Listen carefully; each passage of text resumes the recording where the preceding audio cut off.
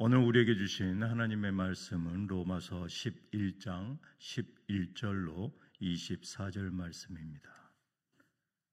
로마서 11장 11절로 24절 말씀을 다 찾으셨으면 한 절씩 교독하겠습니다. 제가 먼저 11절을 봉독해 드리겠습니다. 그러므로 내가 말하노니 그들이 넘어지기까지 실족하였느냐? 그럴 수 없느니라. 그들이 넘어짐으로 구원이 이방인에게 이르러 이스라엘로 시기나게 함이니라. 그들의 넘어짐이 세상의 풍성함이 되며 그들의 실패가 이방인의 풍성함이 되거든 하물며 그들의 충만함이리요. 내가 이방인인 너희에게 말하노라. 내가 이방인의 사도인 만큼 내 직분을 영광스럽게 여기노니 이는 혹 내 고륙을 아무쪼록 시기하여 하여 그들 중에서 얼마를 권하려 함이라. 그들을 버리는 것이 세상의 화목이 되거든 그 받아들이는 것이 죽은 자 가운데서 살아나는 것이 아니면 무엇이리요? 제사는 좀 익은 곡식가루가 거룩한즉 떡덩이도 그러하고 보리가 거룩한즉 가지도 그러하니라. 또한 가지 얼마가 꺾이었는데 돌 감람나무인 내가 그들 중에 접붙임되어 참 감람나무 뿌리에 진액을 함께 받는 자가 되었은즉 그 가지들을 향하여 자랑하지 말라. 자랑할지라도 내가 뿌리를 보존하는 것이 아니요 뿌리가 너를 보존하는 것이니라. 그러므로 내 말이 가지들이 꺾인 것은 나로 접붙임을 받게 하려 함이라 하리니 옳도다. 그들은 믿지 아니함으로 꺾이고 너는 믿음으로 섰느니라. 높은 마음을 품지 말고 도리어 두려워하라. 하나님이 원 가지들도 아끼지 아니하셨은즉 너도 아끼지 아니하시리라. 그러므로 하나님의 인자하심과 준엄하심을 보라. 넘어지는 자들에게는 준엄하심이 있으니 너희가 만일 하나님의 인자심에 머물러 있으며 그 인자가 너희에게 있으리라. 그렇지 않으면 너도 지키는 바 되리라. 그들도 믿지 아니하는데 머무르지 아니하면 접붙임을 받으리니 이는 그들을 접붙이실 능력이 하나님께 있음이라. 내가 원 돌 감람나무에서 찍힘을 받고 본성을 거슬러 좋은 감람나무에 접붙임을 받았으니 원가지인 이 사람들이야 얼마나 더 자기 감람나무에 접붙임을 받으랴. 아멘. 저는 오늘 본문 말씀을 가지고 실패에서 구원으로라는 제목으로 은혜를 나누겠습니다. 로마서 11장 11절로부터 24절까지는 이스라엘의 넘어짐, 즉 이스라엘의 불순종과 이방인의 구원의 관계를 말씀하고 있습니다. 이것은 이스라엘이 이방인의 구원을 보고 시기가 나서 결국 구원받게 하려는 이 하나님의 계획에 있습니다. 이 하나님의 계획은 하나님의 은혜로 이방인이 접붙임 바 되었으나 교만하지 않고 끝까지 하나님의 은혜에 머물러야 함을 강조하고 있습니다. 오늘 본문을 통해서 실패해서 포기하지 않으시고 끝까지 구원의 길로 인도하시는 하나님의 은혜를 믿는 그런 귀한 시간이 되기를 축복합니다. 첫 번째로 이스라엘의 넘어짐과 이방인의 구원을 말씀하고 있습니다. 바울은 먼저 11절 상반절에 그들이 넘어지기까지 실족하였느냐? 그럴 수 없느니라 라고 말씀합니다. 그들이 누구입니까? 이스라엘 백성을 말씀하고 있습니다. 이스라엘의 넘어짐이 최종적인 실패가 아니다라는 것이죠. 현대인의 성경을 보니까 그렇다고 이스라엘이 넘어져서 영영 패망하였습니까? 결코 그렇지 않습니다 라고 번역합니다. 오히려 그들의 넘어짐이 11절 하반절에 구원이 이방인에게 이르러 이스라엘로 시기나게 함이니라 라고 말씀합니다. 이는 이스라엘이 그들을 보고 질투하게 하셨다라는 것이죠. 이는 하나님의 놀라운 구원 계획을 보여줍니다. 이스라엘이 복음을 거부함으로 구원의 문이 이방인에게 열리게 된 것입니다. 계속해서 12절에 그 계획의 이유를 말씀하십니다. 이 만일 이스라엘의 범죄와 실패가 온 세상 사람들에게 넘치는 축복을 가져다 주었다면 과연 이스라엘 전체가 하나님께로 돌아올 수 있는 그 축복이 얼마나 크고 그 축복이 넘치지 않겠냐라고 사도 바울은 반문합니다. 이는 이스라엘의 이 궁극적인 회복, 즉 하나님 나라의 축복으로 이스라엘을 회복시킬 것이라는 구원 계획이신 것이죠. 이 영광이 얼마나 클 것인지를 기대해야 하는 것입니다. 바울은 계속 이어서 자신이 이방인의 사도임을 13절에 밝힙니다. 자신의 직분을 귀하게 여긴다고 말합니다. 그가 이방인에게 복음을 전하는 목적은 혹 내 고륙을 시기나게 하여 그들 중에서 얼마를 구원하려 함이라 라고 14절에 말씀합니다. 이방인의 구원이 이스라엘에게 자극제가 되어서 그들도 구원받기를 바라는 그러한 간절한 바울의 마음을 엿볼 수 있는 것이죠. 이스라엘이 거부됨으로써 세상이 하나님과 화목하게 되었다면, 다시 말하면 세상이 하나님께로 나아갈 수 있게 되었다면 그들의 받아들여짐은 죽은 자 가운데서 살아나는 것과 같을 것이다 라고 바울은 비유하고 있습니다. 이는 이스라엘의 회복이 온 세상에게 미칠 영적인 그러한 부흥과 생명을 상징하고 있습니다. 의미하고 있습니다. 이 바울은 16절에 만일 그 처음 익은 곡식가루가 거룩하면 떡덩이도 거룩하고 만일 그 뿌리가 거룩하면 가지도 거룩하다라고 말합니다. 이 말이 뭘 뜻합니까? 이스라엘과 같은 믿음의 조상이 거룩하였으므로 그들의 후손인 이스라엘도 거룩하다라는 논리입니다. 이것은 이스라엘의 본질적인 거룩함에 강조하는 동시에 하나님의 언약은 변치 않는다, 그들에게 여전히 유효하다 하는 것을 암시하고 있습니다. 이제 17절로 24절에 참 감람나무와 돌 감람나무의 비유로 바울은 또 말씀하고 있습니다. 이스라엘과 이방인의 관계를 이 참 감람나무와 돌 감람나무로 비유해서 설명하고 있는 것이죠. 17절을 현대인의 성경으로 읽어드립니다. 참 감람나무 가지 얼마가 꺾이고 돌 감람나무인 여러분이 거기에 접붙여져서 참 감람나무 뿌리의 양분을 함께 받게 되었습니다.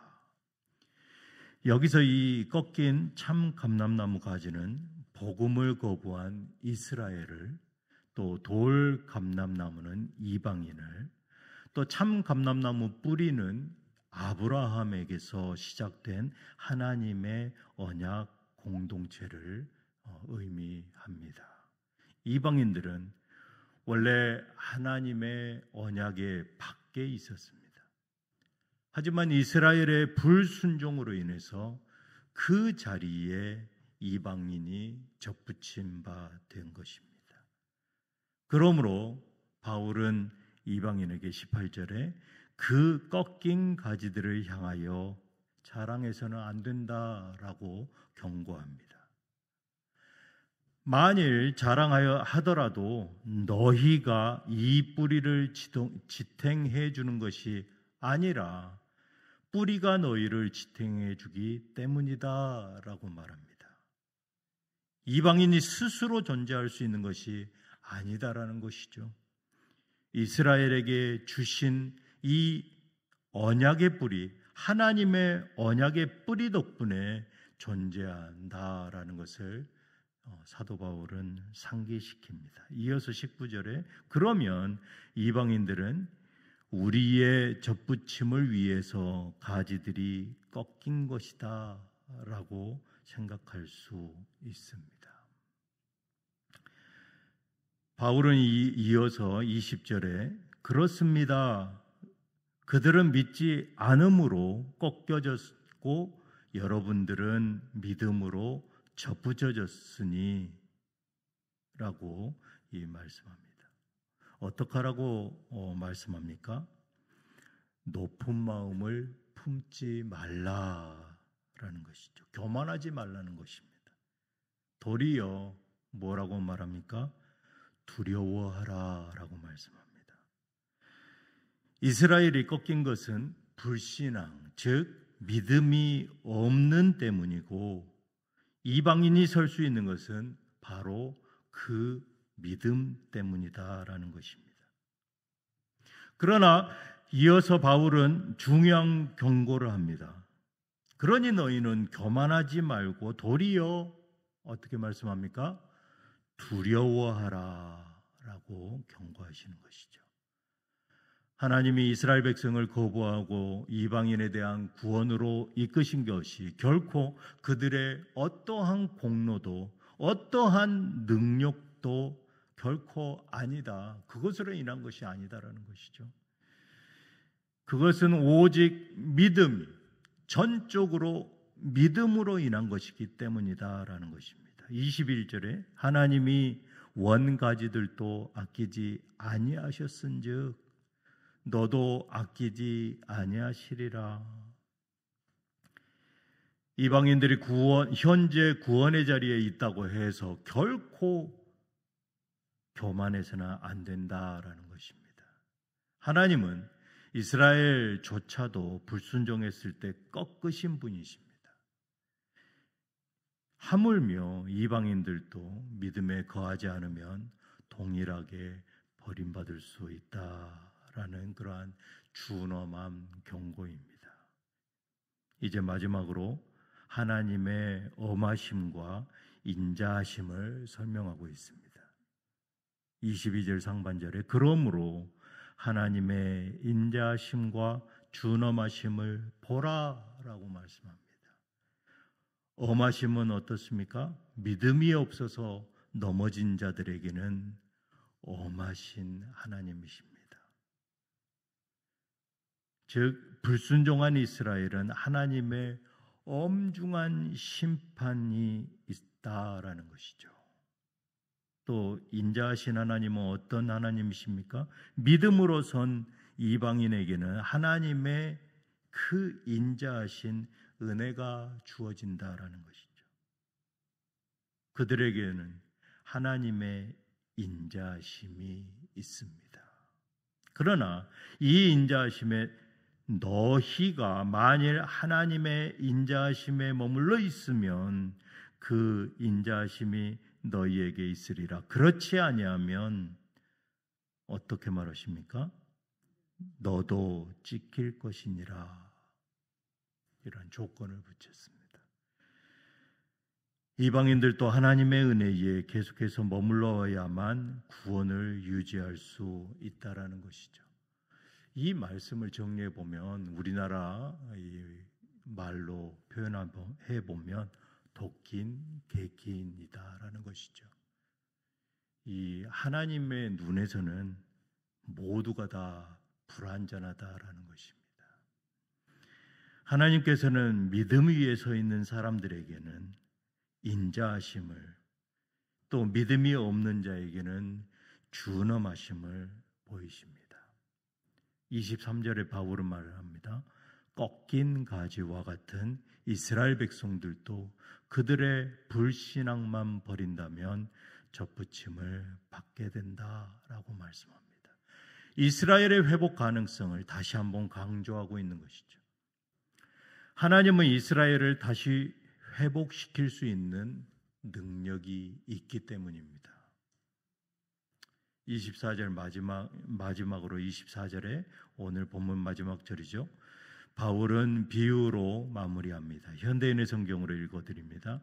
원래 돌 감람나무였던 여러분이 거기서 잘려서 참 감람나무에 접붙임을 받았다면 원가지인 사람들을 본래의 참 감람나무에 접붙이는 일이야 얼마나 더 쉽겠는가. 원래 참 감람나무가 아닌 이방인들도 이 하나님의 은혜로 접붙임을 받았는데, 이 하물며 본래 이 참 감람나무였던 이스라엘이 믿음으로 돌이키면 하나님께서 그들을 다시 회복시키는 것이 얼마나 쉽겠느냐. 이것이 이스라엘의 궁극적인 구원에 대한 확신입니다. 이제 말씀을 맺겠습니다. 로마서 11장 11절로 24절은 하나님의 놀라우신 구원 계획과 그 은혜가 얼마나 깊은지를 보여주십니다. 실패와 회복. 이스라엘의 불순종이 이 이방인의 구원으로 이어졌으며, 또 이방인들은 이 은혜를 자랑하지 말고 겸손함으로 하나님을 두려워하라, 또 하나님의 인자하심에 머물러라 라고 강조합니다. 동시에 하나님께서는 이스라엘을 완전히 버리시지 않으셨다, 다시 회복시킬 것이다 라고 약속합니다. 이렇게 우리에게 겸손함과 믿음을 가지고 하나님의 주권적인 구원 계획을 믿고 의지만 하면 다시 실패하였을지라도 구원의 문이 항상 열려 있으니 너희들은 하나님의 은혜에 거하라 라고 사도 바울은 이 아침에 말씀합니다. 이 은혜가 저와 우리 모든 성도들에게 함께 하시기를 주님의 이름으로 축복합니다. 기도하시겠습니다. 하나님 아버지, 오늘 이 로마서 11장 11절로 24절 말씀을 통해서 하나님의 깊은 은혜와 또 엄하심을 깨닫게 하시니 감사를 드립니다. 우리가 받은 구원의 은혜를 결코 자랑하지 않고 겸손히 두려워하며 오직 믿음 안에서 주님의 인자하심에 항상 머물게 하여 주시옵소서. 또한 불순종한 자들에게도 구원의 길이 항상 열려 있음을 기억하며 모든 이가 실패하였을지라도 다시금 주님께 돌아오기를 소망하는 저와 뉴장의 모든 성도들, 그리고 오늘 이 아침 이번 주 한 주간 되게 하여 주시옵소서. 이 모든 말씀 우리 주 예수 그리스도 이름으로 기도드리옵나이다. 아멘.